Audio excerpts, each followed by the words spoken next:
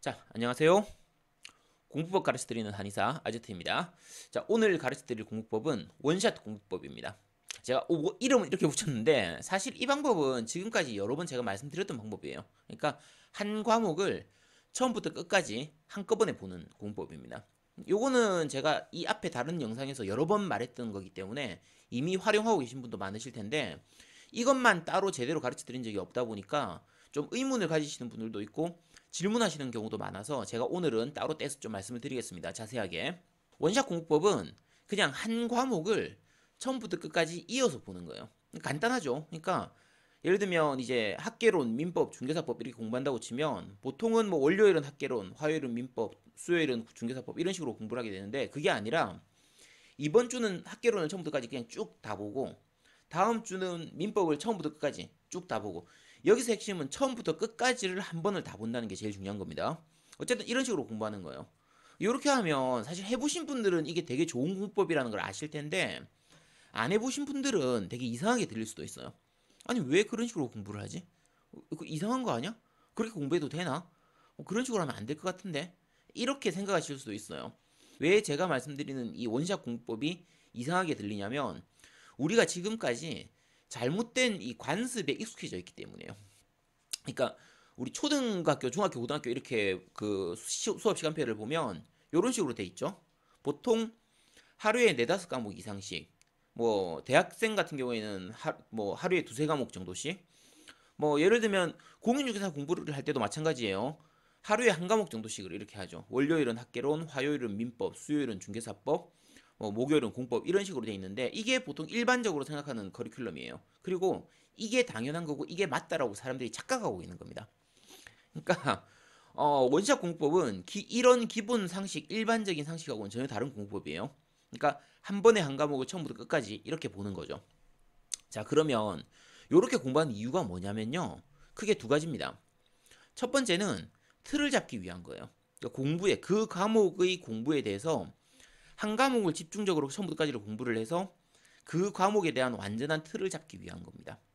자, 두 번째는 그 과목 전체를 관통하는 그 개념을 좀 이해하기 위한 거예요. 그러니까 과목에서 앞의 내용하고 뒤의 내용이 이제 섞여서 나왔을 때 요 두 개를 공부하는 시간이 너무 멀어지게 되면 이 두 개를 엮어서 연계해서 생각하는 그런 이 종합적인 사고가 좀 떨어지게 돼요. 그런 것들을 익힐 수가 없어요. 그래서 한꺼번에 통합적인 이 사고를 가지기 위해서 그런 눈을 얻기 위해서 최대한 빨리 짧은 시간 내에서 한 과목을 처음부터까지를 다 보는 이 공부법을 쓰는 겁니다.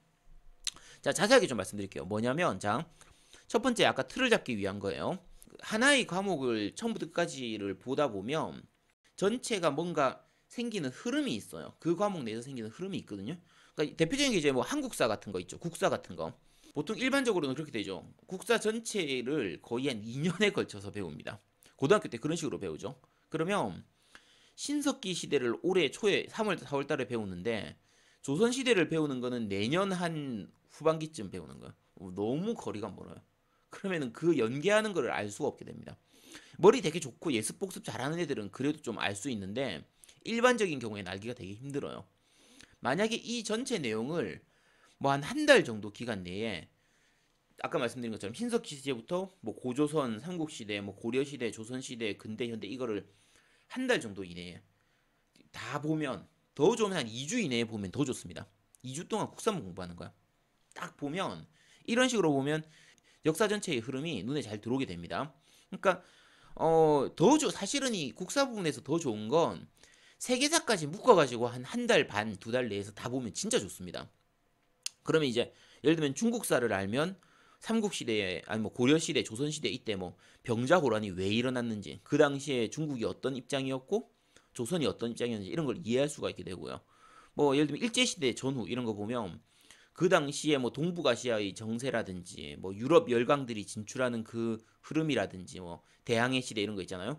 그런 걸로 넘어가면서 그 당시에 조선에서 민비하고 흥선대원군이 왜 그런 행동을 했는지 뭐 쇄국 정책을 왜 폈는지 을사조약이 왜 체결됐는지 일본은 왜 중국하고 싸웠는지 이런 부분들을 다 이해할 수 있는 거예요. 그게 전체 세계사적 흐름을 보면 국사도 이해할 수 있게 되는 부분이 생기거든요. 어쨌든 약간 얘가 샜는데 어쨌든 하나의 과목을 처음부터까지를 한꺼번에 쭉 이어서 보게 되면요. 앞부분하고 뒷부분을 연결하는 그 전반적인 흐름 자체를 눈에 익힐 수가 있게 돼요. 이걸 위해서 원샷 공법을 사용하는 겁니다. 그 다음에 두 번째 방법은 하나의 과목에서 처음과 끝을 관통하는 개념들, 앞과 뒤가 섞여 있는 내용들을 이해하기 위한 부분이에요. 요거는 아까 흐름을 보는 거하고는 조금 다른 부분인데, 예를 들면 이런 거예요. 고등학교 때 이제 수학 배운다고 칠게요. 그러면 삼각함수도 나오고, 예를 들면 뭐 미적분도 나오죠. 근데 삼각함수를 올해 한 3, 4월쯤에 배우고요. 미적분을 올해 한 9월, 10월쯤에 배우면 각각은 알 수도 있겠죠. 삼각함수 따로 하면 알고 미적분 따로 하면 알아요. 그런데 삼각함수하고 미적분이 연계되어 있는 문제에 대해서는 접근을 전혀 못하게 돼요. 같이 보지를 못하니까. 근데 요거를 한 번 최대한 짧은 시간 내에 한꺼번에 보면 이게 섞여서 나오더라도 그런 문제들을 풀 수 있고 그걸 이해할 수가 있게 되는 겁니다. 이게 이제 통합적인 사고를 하는 건데, 공인중개사에서 예를 들면 민법을 기준으로 하면 이런 거예요. 예를 들면 뭐 매매 계약법도 있고 매매도 있고 뭐 임대차도 있고 뭐 예를 들면 대리권도 있고 그리고 뭐 뒤에 가면은 담보 책임 이런 것도 있죠. 그럼 이걸 따로 해서 일주일에 하나씩 배운다고 쳐요. 이번 주에는 계약 배우고 다음 주는 뭐 임대차 배우고 다음 주는 매매 배우고 그 다음 주는 뭐 담보 책임 배우고 그 다음 주는 뭐 대리 이런 걸 배웠다. 이런 식으로 해서 한 주 한 주 따로따로 배우게 되면요. 각각을 따로 떨어뜨려 놓고는 개념이 이해가 가요. 자, 근데 이렇게 보는 거죠. 자, 매매 계약을 체결을 하는데 대리를 하게 되고 그걸로 인해서 담보 책임 문제가 생겼다. 이거 어떻게 이해할 거예요? 네, 이걸 짧은 시간 내에 전체를 다 보면요. 이런 부분도 이해를 할 수 있게 됩니다. 각각이 따로따로가 아니에요. 이건 다 묶어서 생각을 해야 되고 연계해서 통합적으로 생각할 수 있어야 돼요. 근데 이 하나하나를 배우는 시간이 너무 듬성듬성 이렇게 떨어져 있게 되면 이 전체를 엮는 연계된 사고를 할 수가 없게 되는 거죠. 자, 그래서 이게 두 번째 이유가 됩니다. 그래서 원샷 공법을 사용해야 되는 겁니다.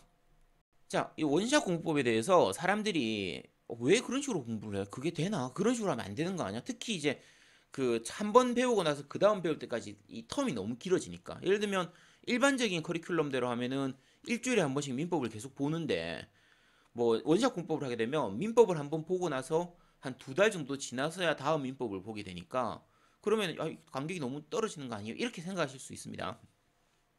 자, 아까 말씀드렸지만 왜 이걸 사람들이 이상하게 생각하고 좀 안 좋다고 생각하냐면, 말씀드린 것처럼 그동안 우리가 십몇 년 동안, 이십 몇 년 동안 학교 교육이나 학원 교육에 맞는 그 커리큘럼에 너무 그 잘못된 관습에 익숙해져 있기 때문이에요.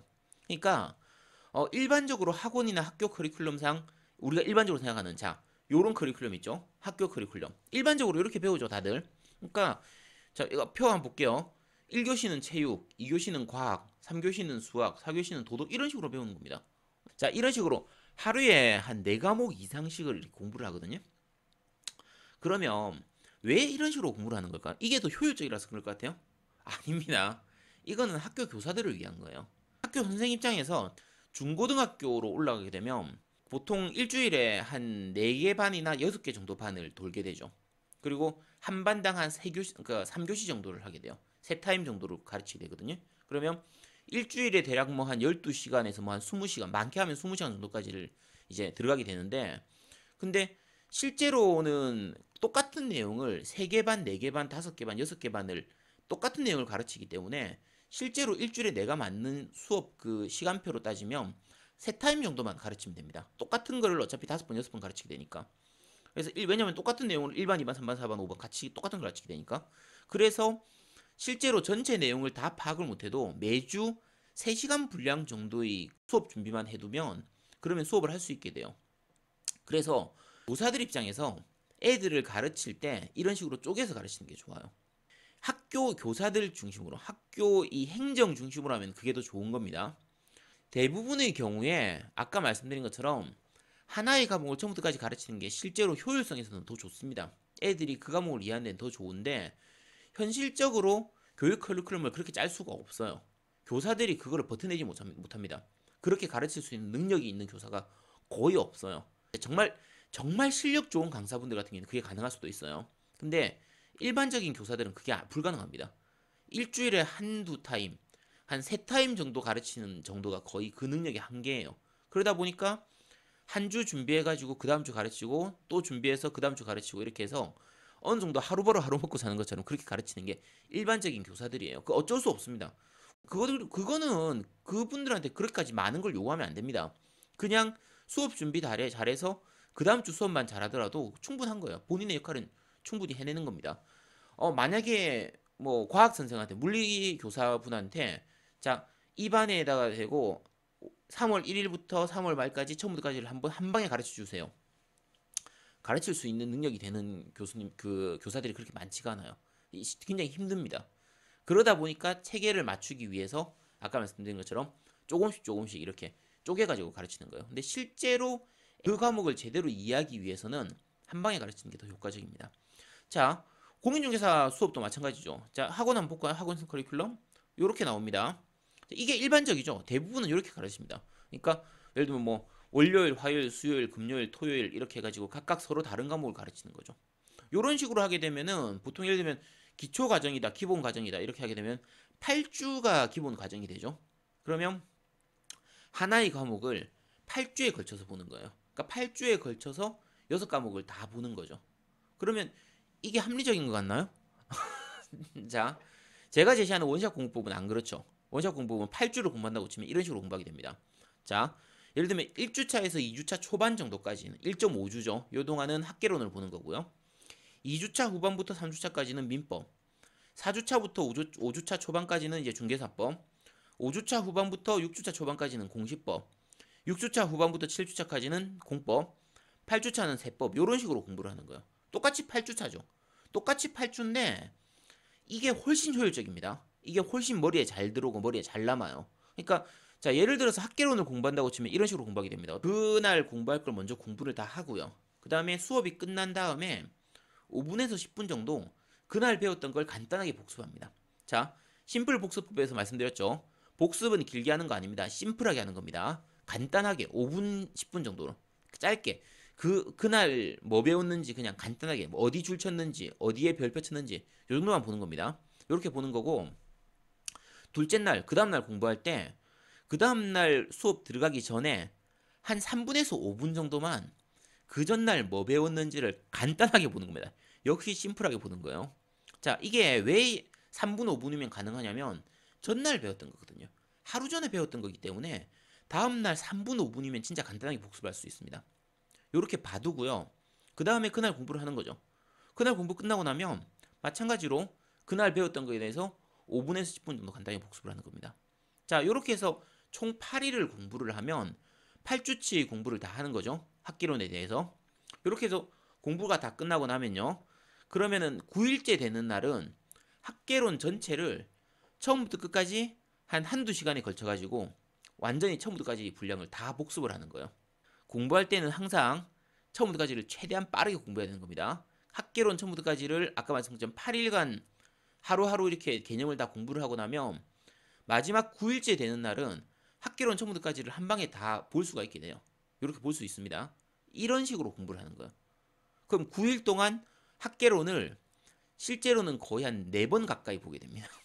물론 복습하는 걸 포함했을 때 얘기예요. 그러니까 본 수업 한 번 하고 그날 복습하고 그 다음날 아침 시작하기 전에 한 번 더 복습하고 또 본 수업하고 이런 식으로 가게 되니까 뭐 물론 이제 그건 좀 억지긴 한데 어쨌든 마지막 복습 한 번 하는 것까지를 포함을 하면 실제로는 거의 한 2번, 3번 가까이 본 그런 효과를 낼 수가 있게 돼요. 겨우 9일 동안 학개론이 기초 전체 과정을 거의 2-3번 본 것 같은 그런 효과를 낼 수가 있거든요. 자, 그리고 나서 9일 한 다음에 그 다음에 민법으로 넘어가는 거죠. 이런 식으로 해서 민법, 중개사법, 공시법 이렇게 차례차례 과목을 넘어가는 거예요. 이게 이제 원샷 공부법입니다. 듣기만 해도 굉장히 효율적일 것 같지 않나요? 자, 근데 이걸 잘 받아들이시는 분들은 지금도 잘 사용해서 활용해서 잘 쓰고 계실 거예요. 근데 꼭 이제 반박하시는 분들이 있죠. 자, 그러면 학개론 기초 공부를 지금 하고 다음번 기본 과정 공부할 때까지 거의 2달 가까이 동안 학개론을 안 보게 되잖아요. 2차하고 이렇게 잘못 꼬이고 심화 과정 가면 거의 2달 반, 3달 가까이, 3달 가까이 동안 안 보게 되는 기간이 생기는데 그동안 다 까먹지 않냐. 이거 걱정하시는 분들이 있습니다. 자, 한번 생각해 볼게요. 원래 커리큘럼대로 하면 안 까먹나요? 자, 학개론 기초 과정에서 예를 들면 수요 공급 법칙 그 곡선에 대해서 이제 공부를 했다고 쳐요. 이걸 1월 1주차 때 공부했다고 치죠. 그러면 그 다음 두 번째의 그 수요 공급 곡선에 대해서 보는 게 언제예요? 1월 말에 보나요? 2월 초에 보나요? 안 보죠. 3월 첫 주차 되는 그 기본 과정 가서야 본단 말이에요. 어차피 두 달 후에 보게 돼 있어요. 어차피 커리큘럼이 그렇게 돼 있다니까. 그러니까 지금 말씀드린 것처럼 학개론 먼저 한 방에 보고 기초 과정 한 방에 보고 두 달 후에 기본 과정 한 방에 보는 거나 쪼개가지고 보는 거나 어차피 두 달간 안 보는 건 똑같다는 거예요. 차이가 없어요. 똑같아요. 같은 과목을 공부한다고 해서 자 학개론을 8주에 거쳐가지고 한 쪼개가지고 8분의 1씩을 공부를 한다고 해서 뒤에 부분 뭐 금융론 이걸 볼 때 수요 공급론 부분을 같이 보질 않는단 말이에요. 어차피 안 보는 건 똑같아요. 자 그리고 두 달 동안 못 보니까 까먹지 않나요? 까먹어도 됩니다. 까먹는 거 걱정하지 마세요. 잊어버리는 거 걱정하지 않으셔도 됩니다. 자 이거는 지난번 이제 복습 공부법에 대해서도 할 때도 말씀드렸지만 원래 우리 머리는요 한 번 들어왔을 때 그게 다 남질 않아요. 원래 사라집니다. 사라지지만 흔적이 남거든요. 그런데 암기를 하려고 하면은 이게 사라져 버리면 문제가 되지만 이해를 했잖아요. 자 개념을 이해하고 이론을 이해를 하고 이해 중심의 공부를 하게 되면요 처음 이해를 할 때 두 달이 걸렸다고 치면 두 번째 이해를 할 때는 한 달밖에 안 걸리고요. 세 번째 이해할 때는 한 2주밖에 안 걸리게 돼요. 같은 내용을 공부한다고 치면. 실제로는 이제 기초, 기본, 심화 이렇게 가면서 점점 공부하는 양이 늘어나고 배워야 될 게 좀 늘어나기 때문에 뭐 이 법칙이 바로 성립하진 않지만 어쨌든 아까 말씀드린 것처럼 처음 공부할 때 확실하게 이해를 해두면요. 그걸 까먹었다고 하더라도 다음번에 한 번 더 이해할 때는 훨씬 빠른 시간에 이해를 할 수 있게 돼요. 머릿속에 어쨌든 남습니다. 조금씩은 흔적은 남아요. 그리고 그런 흔적을 쌓아가는 그게 이제 공부입니다. 그게 공부예요. 그게 학습이에요. 자, 학습 자체가 뭐 어디서 나온 건지 아시죠? 학습, 배우고 익히는 겁니다. 이게 이제 논어에서 그 학이편, 논어 첫 번째 장이 학이편이거든요. 학이습지면 불역 여로와, 뭐 유붕이 자원방래하니 불역 낙후와, 인부지나 불온하니 불역 분재호와 이 하는 그게 거기서 나오. 딴 얘기입니다. 자, 이거 중요한 건 아니고요. 어쨌든 그 학습이라는 것 자체가 배우고 계속 익혀 나가는 거예요. 내 것으로 만들어가는 과정입니다. 그게 이제 공부예요. 자, 일단 그 지금까지 제가 이렇게 그 원샷 공부법에 대해서 막 자주 말씀을 드렸었는데 이렇게 한 방에 공부하라고 말씀을 자주 드렸었는데 이게 왜 여러분들이 그 낯설게 느껴지냐면 일반적인 학교나 학원에서는 불가능한 공법이에요. 아까 말씀드린 것처럼 강사분들이나 교수님들이 그렇게 할 수가 없어요. 그런데 왜 이 원샷 공법이 가능하냐? 인강이기 때문에 가능한 겁니다. 인강이 아니면 불가능해요. 학원에서는 이런 방법으로 애들을 사람들한테 가르치고 싶어도 가르칠 수가 없어요. 강사분들이 그렇게 할 수가 없습니다. 2주간 민법 처음부터까지를 한꺼번에 가르쳐라? 민법 강사님이 죽어납니다. 그러기가 너무 힘들어요. 자, 그러니까 아까 말씀드린 것처럼 인강에서는 진짜 효과적인 방법이니까 꼭 한번 써보시도록 하시고요. 만약에 지금 이 동영상을 보시는 분들 중에서 나는 학원 다니고 있는데 그럼 어떻게 하죠? 라고 하시는 분이라면 학원 가는 분들은 그래도 좀 시간 여유가 있는 분들이 많으니까 보통 전업으로 이제 그러니까 다른 직장을 가지고 계신 분들이 학원 가는 경우는 그렇게 많지가 않기 때문에 보통 학원 가는 분들 같은 경우에는 뭐 오전에 학원을 한 서너 시간 가고 오후에 한 4~5시간 이렇게 공부할 수 있는 분들이 많아요. 그러면 오전은 그냥 학원 커리큘럼대로 가시도록 하시고요. 오후 공부를 할 때는 이 방금 전에 말씀드린 원샷 공법을 한번 활용해 보시도록 하세요. 제가 자주 말씀드리는데 이거 정말 좋은 공법입니다. 이거 써보신 분들은 진짜 다들 좋아하실 거예요. 효과 봤다는 분도 많이 있으신데 공부할 때는 원래 이렇게 공부하는 게 좋습니다. 원샷 공법 제가 말씀드렸고요. 제가 지금까지 가르쳐드린 공법은 크게 네 가지입니다. 원샷 공법, 답치기 공법, 343 공부법, 그리고 심플 복습법이에요. 요 네 가지인데 이 네 가지는 아주 고득점을 노리는 공법은 아닙니다. 요건 나중에 다음 영상에서 요걸 묶어가지고 다시 말씀을 한번 드릴 텐데 요 네 가지 영상은 가성비가 좋은 공법이에요. 똑같은 시간을 공부했을 때 최대의 효과를 내기 위한 공법이고 합격을 위해서 100점을 맞기 위한 공법이 아니라 합격을 위해서는 60점만 넘으면 되는 거죠. 그래서 60점을 넘기 위한 합격을 위해서 가장 효율적으로 공부하는 방법 이게 제가 제시해드리는 가성비 공부법들이에요.